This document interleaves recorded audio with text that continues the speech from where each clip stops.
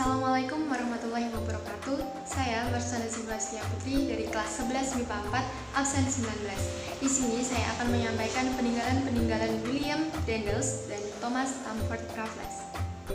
Peninggalan William Daendels yang pertama yaitu Jalan Anyer Panarukan yang sekarang disebut sebagai Jalan Pos atau Jalur Pantura.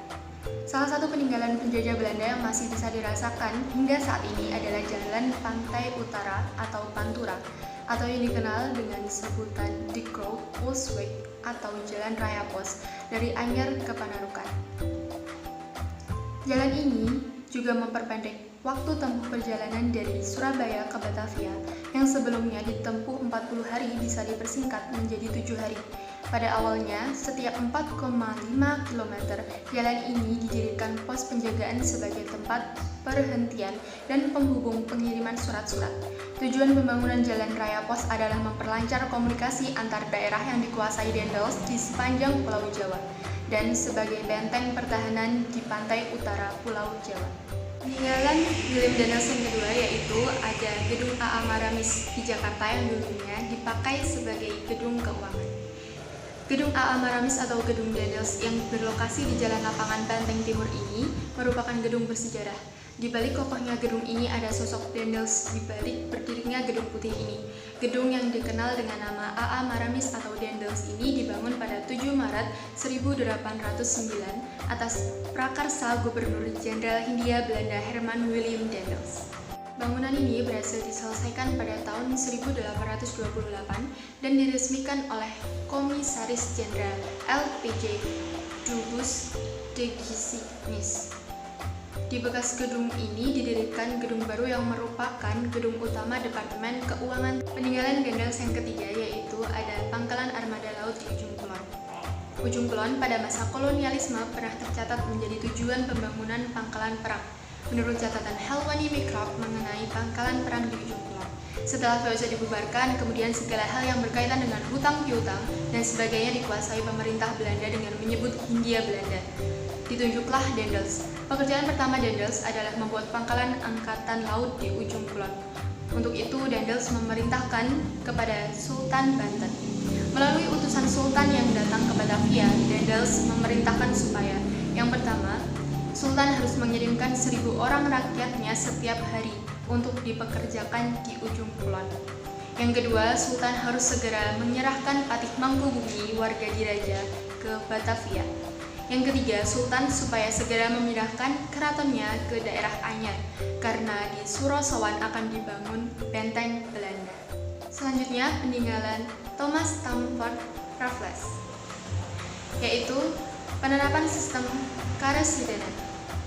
Karesidenan adalah sebuah pembagian administratif dalam sebuah provinsi di Hindia Belanda dan kemudian Indonesia hingga tahun 1950-an. Sebuah karesidenan terdiri atas beberapa kabupaten. Tidak di semua provinsi di Indonesia pernah ada karesidenan. Hanya di Pulau Jawa, Sumatera, Kalimantan, Bali, Lombok, dan Sulawesi saja. Biasanya ini daerah-daerah yang penduduknya banyak. Peninggalan kedua, Thomas Stamford Raffles, yaitu ditemukannya bunga Rafflesia dan ditemukannya kembali Candi Borobudur. Raffles adalah seorang administrator yang memiliki minat kepada ilmu pengetahuan. Karena itu, dia mengirimkan berbagai ekspedisi ke berbagai penjuru wilayah kekuasaannya. Ekspedisi ke wilayah Jawa menemukan kembali Candi Borobudur dan Candi Prambanan. Ekspedisi ini diikuti oleh Colin Mackenzie, seorang surveyor dan perwira Inggris yang membuat laporan terhadap temuan sejarah ini. Di Sumatera, ekspedisi yang dikirim oleh Raffles diikuti oleh Joseph Arnold, seorang ahli botani. Ekspedisi ini menemukan bunga Padma raksasa yang dikenal sekarang sebagai bunga Rafflesia arnoldii. Selanjutnya, peninggalan Thomas Stamford Raffles yang ketiga yaitu pembangunan Kebun Raya Bogor. Peperangan yang terjadi di Eropa menyebabkan Belanda mengalami kelesuan.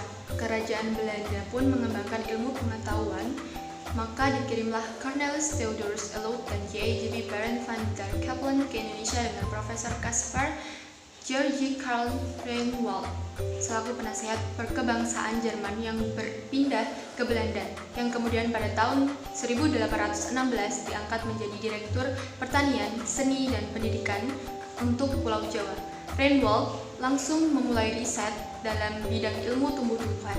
Ia tertarik menyelidiki berbagai tanaman yang digunakan untuk pengobatan dan menganggap eksplorasi tumbuhan dan masalah pertanian juga merupakan tugasnya di Hindia Belanda. Dan kemudian pada tanggal 18/1817, Reinwald mencetuskan gagasan untuk mendirikan kebun botani kepada Gubernur Jenderal J.G.B. Baron van der Capellen.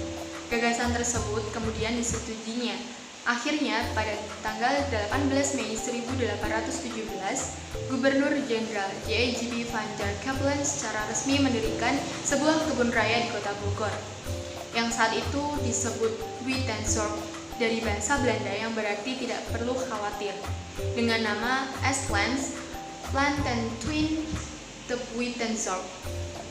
Sekian video yang saya sampaikan tentang peninggalan-peninggalan William Daendels dan Thomas Stamford Raffles. Saya mohon maaf apabila ada salah kata. Terima kasih atas waktunya. Wassalamualaikum warahmatullahi wabarakatuh.